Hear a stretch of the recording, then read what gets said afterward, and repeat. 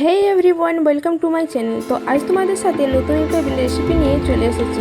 এটা হচ্ছে মাছের ডিম। তো মাছের ডিমের রেসিপি তোমাদের সাথে শেয়ার করব। মাছের ডিমের বড়া আজ আলু দিয়ে ঝোল করব। তো বড়া বানানোর জন্য ডিমটাতে স্বাদমতো নুন, হলুদ গুঁড়ো, জিরে গুঁড়ো দিয়ে ভালোভাবে মিশিয়ে নিতে হবে। ভালোভাবে মাখিয়ে এখানে তোমরা একটু বেসনও এড করতে পারো। আসলে বেসন দিলে ভালোভাবে একটু বড়াটা হয়। তোমরা যদি চাও তো এটা এমনিতেও ভাজতে পারো। মাছ তো আমরা রোজই খাই, কিন্তু যেদিন মাছ খেতে ইচ্ছে করবে না, একটু অন্যরকম খেতে ইচ্ছে করবে, সেদিন বাজার থেকে এভাবে মাছের ডিমে এনে বড়া করে তরকারিগুলো খেতে পারো। খুব টেস্টি হয়। খেয়েও খেতে খেতে সবাই বোর হয়ে যায়, তাই এভাবে একটু অন্যরকম করে রান্না করতে পারো। আমি ভিডিওটাতে যেমনভাবে মাখাচ্ছি তোমরাও কিন্তু এভাবে স্টেপগুলো ফলো করো।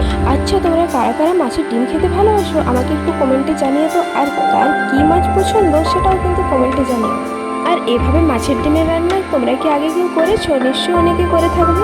আমার কিন্তু মাছের থেকে মাছের ডিমটা খেতে খুব ভাল লাগে।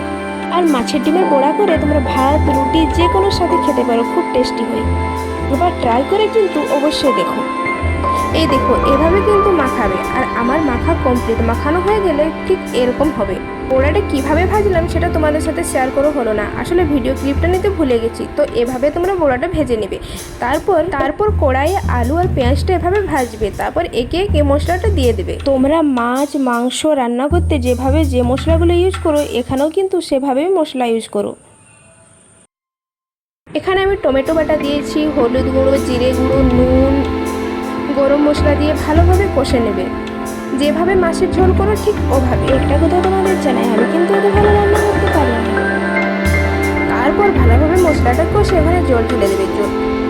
ঝোলটা যখন একটু ফুটে যাবে সেখানে পোড়াগুলো ঢেলে দেবে। তোমরা যেভাবে খেতে চাও মাখা মাখা বা ঝোল ঝোল, সেভাবেই কিন্তু নামিয়ে নেবে। নামিয়ে নিলেই আমাদের রেডি মাছের বড়ার তরকারি। আচ্ছা, আমার রান্নাটা কেমন হয়েছে তোমরা কিন্তু কমেন্টে জানিও। আর যারা যারা এখন আমার চ্যানেলটিকে সাবস্ক্রাইব করো, প্লিজ সাবস্ক্রাইব করে পাশে থেকো। আর ভিডিওটা ভালো লেগে থাকলে লাইক, শেয়ার, কমেন্ট অবশ্যই করো। দেখা হচ্ছে নেক্সট একটা নতুন রেসিপির সাথে। সবাই ভালো থেকো, সুস্থ থেকো, নিজের যত্ন নিও। দেখা হচ্ছে পরের ভিডিওতে। বাই।